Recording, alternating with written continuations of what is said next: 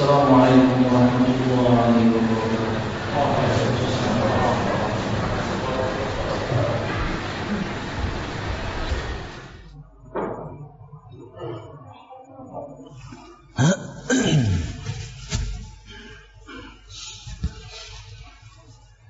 Innal hamdalillah nahmaduhu wa nasta'inuhu wa nastaghfiruh wa na'udzu billahi min shururi anfusina wa min sayyiati a'malina. May yahdihillahu fala mudilla lahu wa may yudlil fala hadiya lahu. Ashhadu an la ilaha illallah wahdahu la sharika lahu wa ashhadu anna Muhammadan 'abduhu wa rasuluh.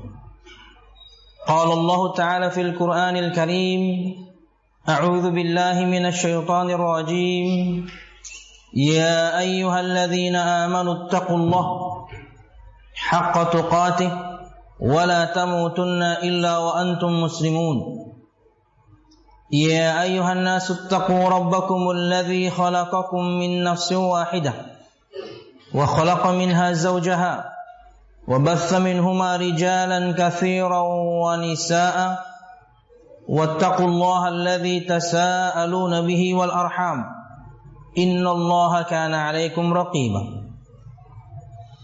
يا أيها الذين آمنوا اتقوا الله وقولوا قولا سديدا يصلح لكم أعمالكم ويغفر لكم ذنوبكم ومن يطع الله ورسوله فقد فاز فوزا عظيما فإن أصدق الحديث كتاب الله وخير الهدي هدي محمد صلى الله عليه وسلم وشر الأمور محدثاتها فإن كل محدثة بدعة وكل بدعة ضلالة وكل ضلالة في النار أما بعد. Hadirin jamaah Jumat rahimakumullah. Alhamdulillah, segala puji dan syukur marilah kita haturkan kepada Allah Subhanahu wa ta'ala.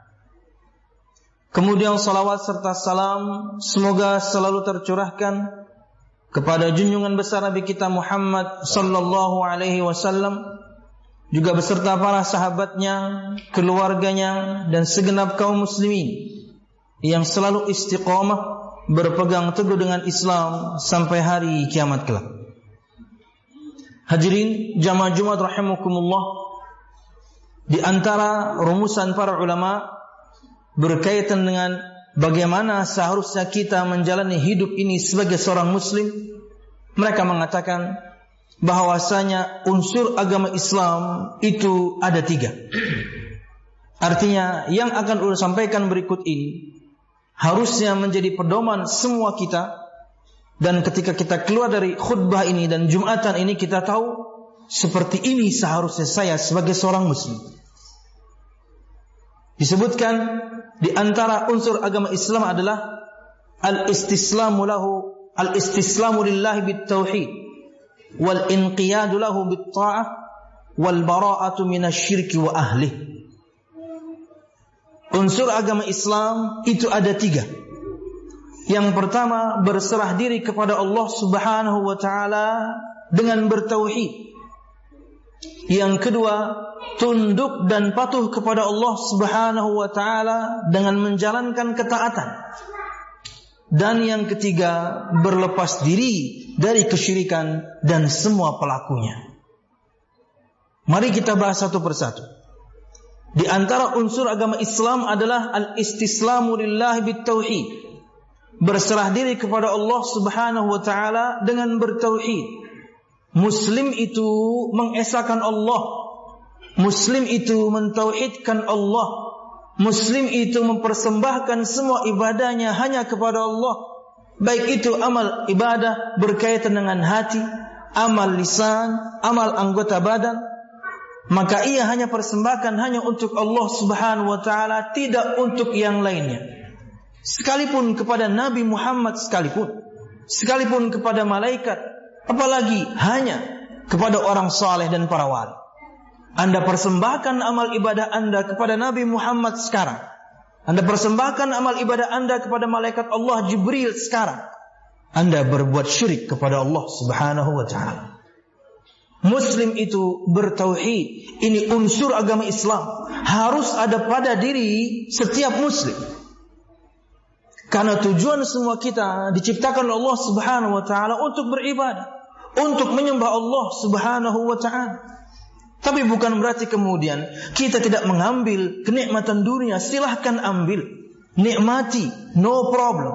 Tapi jangan berlebihan dan jangan membuat kemudian kita sombong akan nikmat tersebut.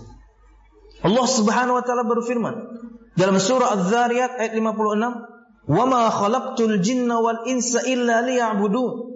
Dan tidaklah aku ciptakan jin dan manusia kecuali hanya untuk beribadah kepada aku. Bahkan semua nabi dan rasul, dakwah mereka sama, yaitu menyeru semua umat manusia untuk mengesahkan Allah, untuk menyembah Allah Subhanahu wa ta'ala. Dalam surah An-Nahl ayat 36, Allah Subhanahu wa ta'ala berfirman, "Walaqad ba'atsna fi kulli ummatin rasulan an i'budullah wajtanibut taghut." Dan telah kami utus pada setiap umat, pada setiap generasi, pada setiap zaman seorang rasul agar mereka menyeru kepada umatnya, sembahlah Allah Subhanahu wa ta'ala saja dan jauhilah taghut, semua sesembahan selain Allah Subhanahu wa ta'ala. Dan menyembah Allah Subhanahu wa ta'ala, mempersembahkan semua amal ibadah kita hanya kepada Allah Subhanahu wa ta'ala, mentauhidkan Allah Subhanahu wa ta'ala, itu hak Allah yang harus kita tunaikan. Nabi Muhammad SAW mengajarkan kepada seorang sahabatnya dengan nada bertanya, yaitu sahabat yang mulia Mu'adz bin Jabal radhiyallahu anhu.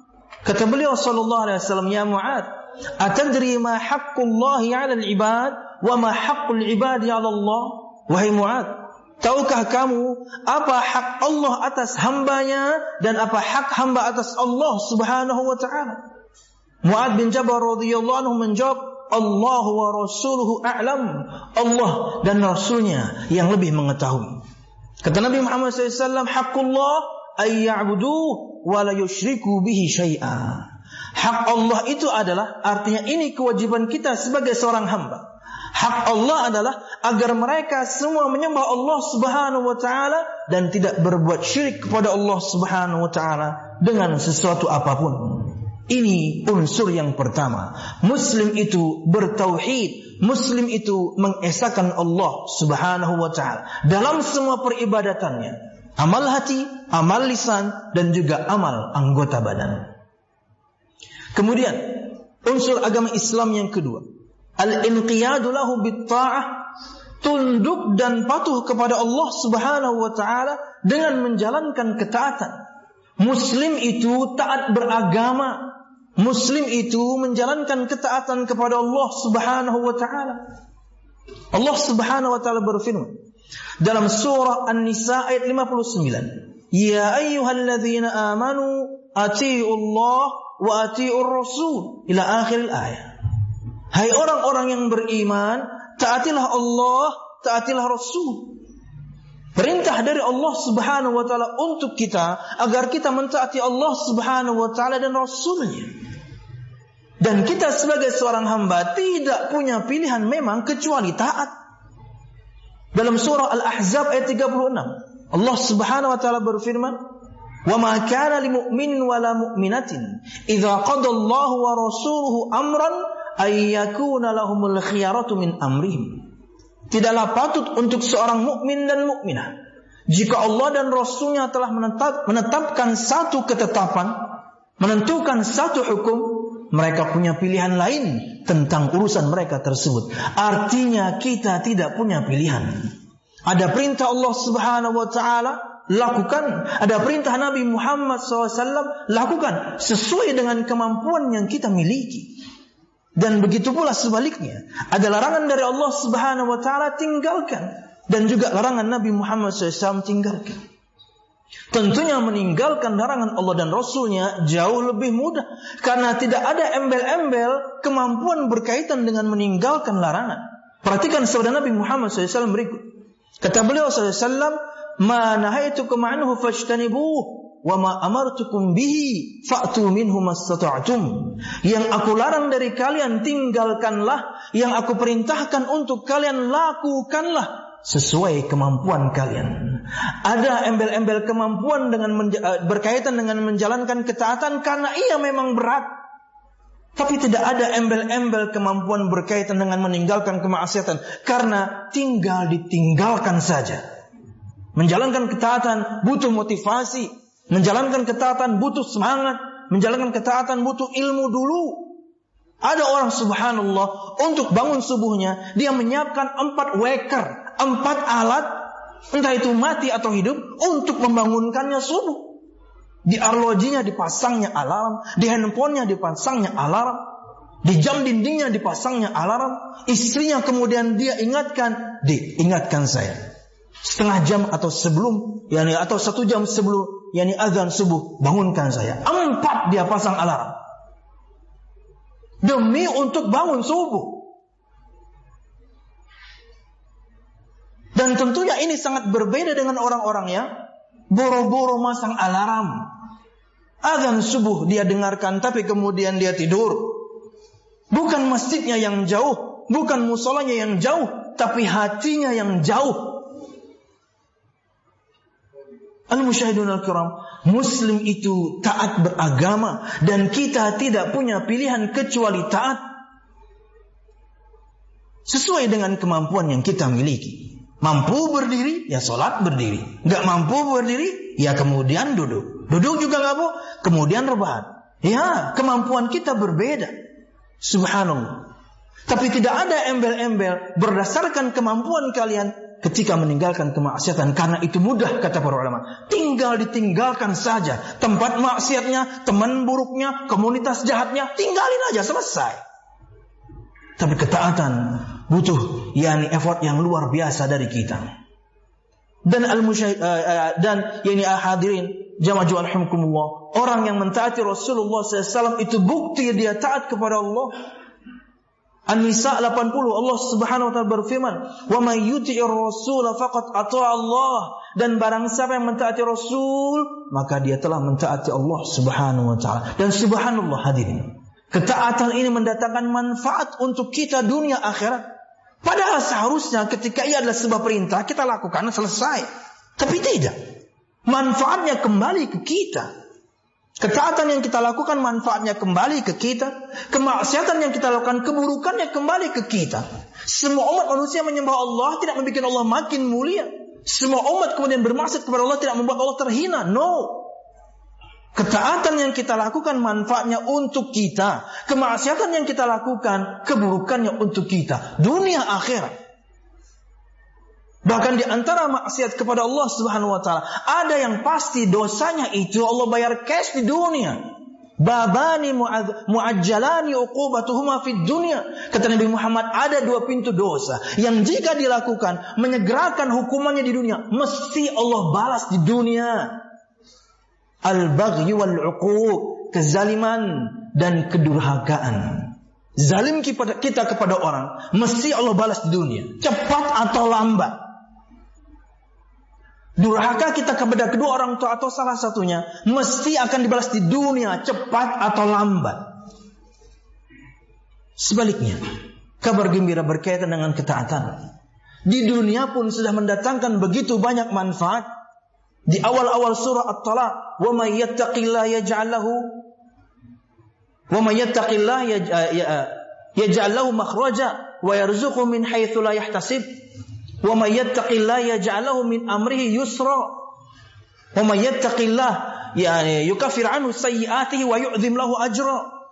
Di awal-awal surah At-Talaq, 5 keutamaan untuk orang-orang yang taat, untuk orang-orang yang bertakwa, menjalankan perintahnya, meninggalkan larangannya. Manfaat untuk kita di dunia. Barang siapa yang bertakwa kepada Allah, Allah berikan kepada dia jalan keluar. Kemarin buntu semua. Jawaban dari kebuntuan, bertakwalah kepada Allah. Allah akan berikan kepada kita jalan keluar dari semua permasalahan yang kita sedang hadapi. Bagaimana seorang ingin mendapatkan jalan keluar, sholat aja enggak. Kepada Allah dia zalim. Yang Nabi Muhammad tidak pernah ajarkan dilakukan. Sama Nabi Muhammad dia zalim. Belum lagi kalau kita bahas kepada manusia dia zalim. Gimana pengen dapat solusi? Dan barang siapa yang bertakwa kepada Allah, Allah akan berikan dia rizki dari jalan yang tidak dia duga-duga. Rizki. Ini jawaban untuk masalah kita sekarang. Semua orang rizkinya lagi susah. Takwa. Selain tentunya kita bekerja, ketakwaan ini poin nomor 1 mendatangkan rizki Allah. Rizki semua kita sudah Allah tentukan. 50.000 tahun sebelum Allah menciptakan langit dan bumi. Tapi dengan sebab-sebabnya. Sebab-sebab ini yang kita jalani. Bekerja, menyambung tali silaturahim, dan bertakwa. Dan barang siapa yang bertakwa kepada Allah Subhanahu wa taala, Allah akan berikan untuknya, Allah akan mudahkan untuknya segala urusannya. Apapun itu yang sedang kita hadapi. Makanya kita yang sangat butuh dengan salat ini. Begitu ada panggilan, yuk cepat-cepat kemudian jawab. Itulah momen kita mendekatkan diri kepada Allah sehari 5 kali. Karena kita banyak masalah. Banyak hal yang buntu di hadapan kita menutupi. Kalau Allah Subhanahu wa taala sudah mudahkan, tidak ada yang bisa menghalangi siapapun orangnya. Siapapun orang yang berusaha mempersulit urusan kita di dunia. Anda bertakwa kepada Allah, Allah berikan kemudahan dengan caranya. Kita nggak pernah tahu bagaimana. Dan barang siapa yang bertakwa kepada Allah, Allah akan lipat gandakan pahalanya dan menghapuskan dosa-dosanya. Kemanfaatan di dunia, belum lagi di akhirat. Karena sebab-sebab ini, karena sebab ketakwaan ini, surga Allah menanti. Wa atiiullaha war rasul la'allakum turhamun. Ali Imran 132. Dan taatilah Allah dan Rasulnya agar kalian mendapatkan rahmat. Dan orang masuk surga itu semua kita insya Allah nanti masuk surga. Amin ya rabbal alamin. Karena rahmat Allah. Dan untuk mendapatkan rahmat Allah Subhanahu wa taala, kasih sayang Allah Subhanahu wa taala, menjadi muslim yang taat beragama. Aqul qouli hadza wa astaghfirullah li wa lakum wa li sa'il mu'minin fastaghfiru innahu huwal ghafurur rahim.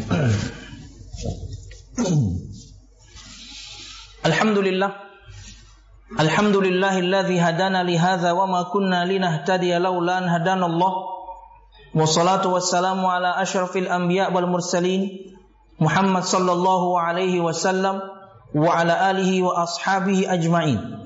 Alladhi harabal batil wa ayyadal haq wa tamasar radha'il wa ahyal fada'il wa tammama makarimal akhlaq wa hadan nasa ila siratim mustaqim siratal ladzina an'ama Allahu 'alaihim minan nabiyyin was-siddiqin wasyuhada'i was-salihin wa hasuna ulaika rafiqa.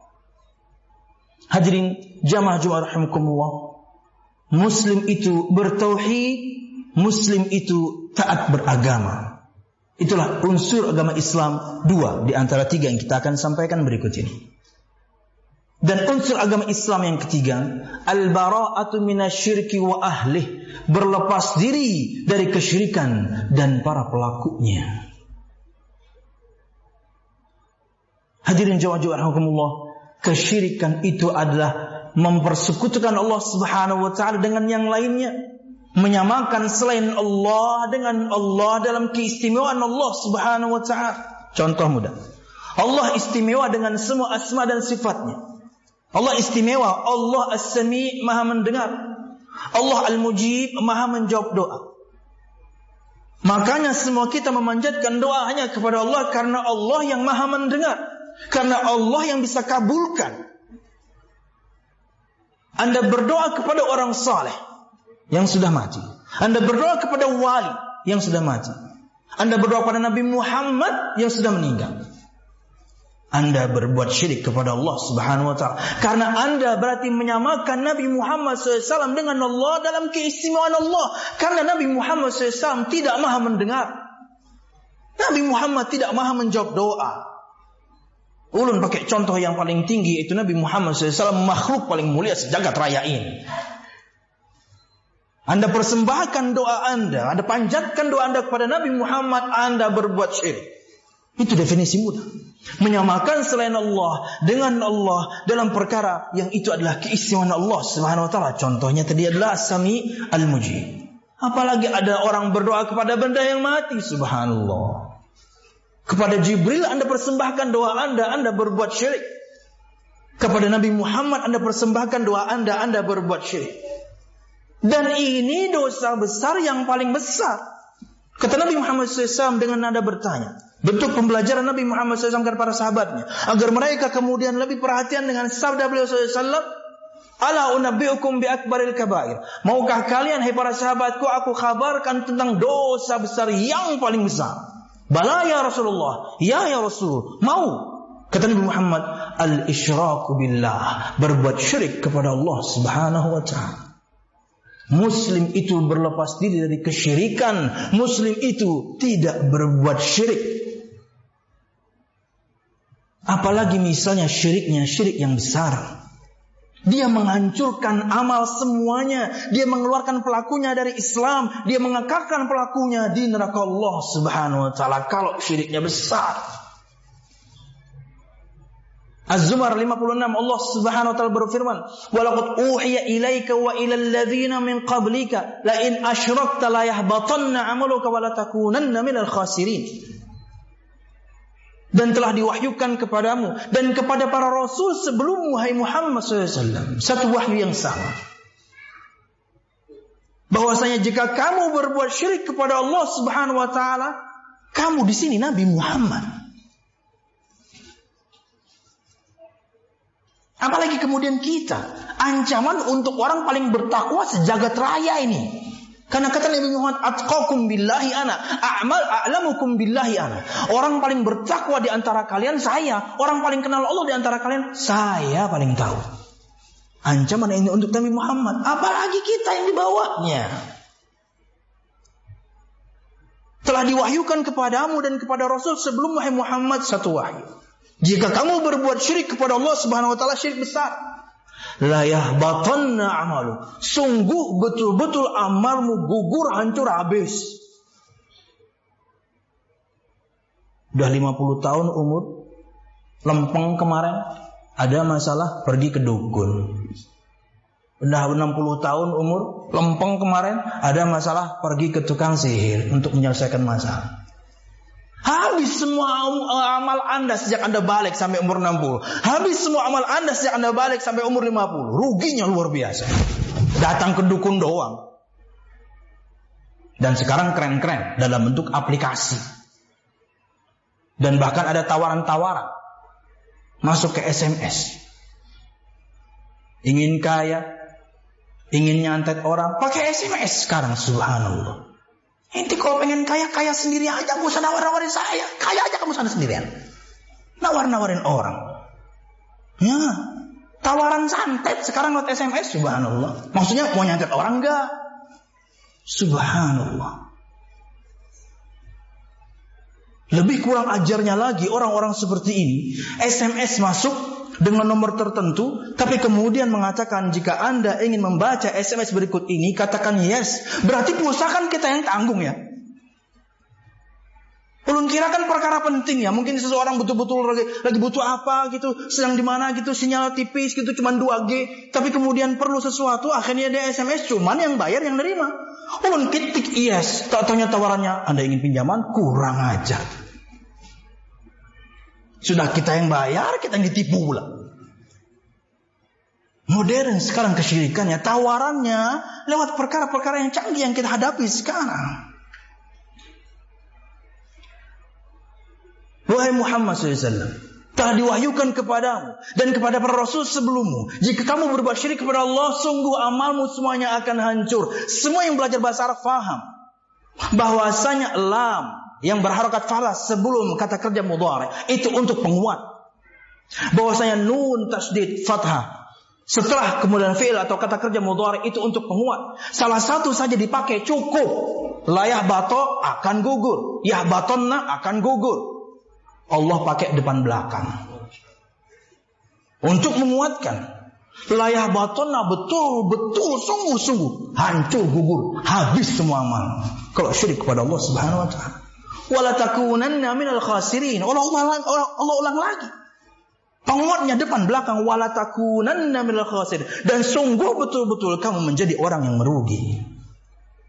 Dan ini yang didakwahkan banyak dai. Tapi banyak orang gak suka. Bukan orang yang gak suka, iblisnya gak suka. Karena target jangka panjang iblis, semua kita masuk neraka. Anda bertauhid, oh iblis gak suka. Anda mengesahkan Allah, iblis gak suka. Kenapa? Berarti nanti teman dia masuk neraka dikit. Target jangka panjang dia, semua kita masuk neraka Allah. Tapi kita sayangkan kaum muslimin ketika ada kajian tauhid, dakwah tauhid, yang secara tidak langsung di saat yang sama pasti mendakwahkan musuhnya, yaitu untuk agar kita jauh dari syirik, gak suka orang. Padahal itulah yang menyelamatkan. Itulah unsur agama Islam.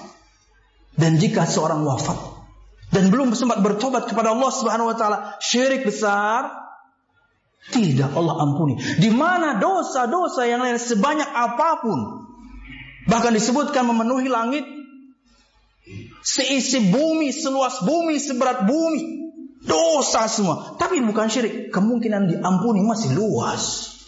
Tapi syirik, no, tidak ada ampun. An-Nisa 48 Allah Subhanahu wa taala berfirman, Innallaha la yaghfiru an yushraka bihi wa yaghfiru ma duna dzalika liman yasha. Sesungguhnya Allah Subhanahu wa taala tidak mengampuni untuk dipersekutukan dengannya. Artinya Allah tidak mengampuni dosa syirik, enggak diampuni kalau mati belum taubat. Lain kalau orang berbuat syirik sebelum mati sempat bertobat, Allah Maha Pengampun sekalipun syirik. Ini yang sampai meninggal dan belum bertobat.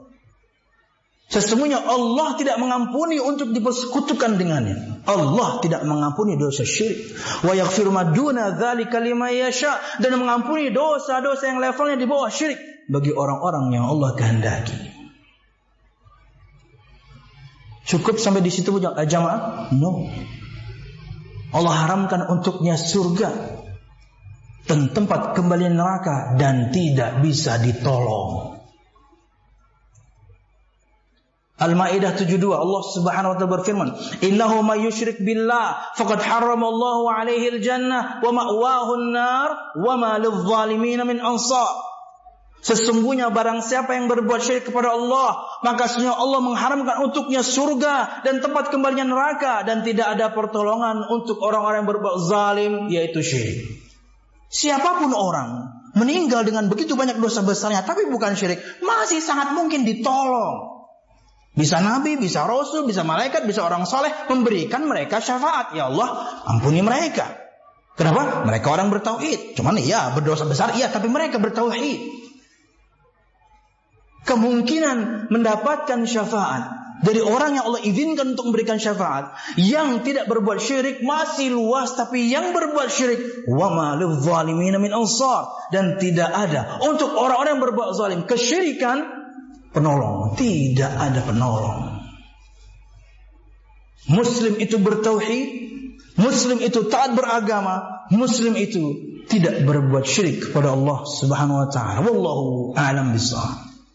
Dan tentunya jika para pelaku kesyirikan ini adalah orang-orang di sekitar kita, kita harus berlepas diri setelah mendakwahinya. Kita dakwahi akan bahayanya syirik. Kita sampaikan firman Allahnya, sabda Nabi Muhammadnya, faham mereka, tugas kita selesai, beban sudah kita turunkan dari pundak.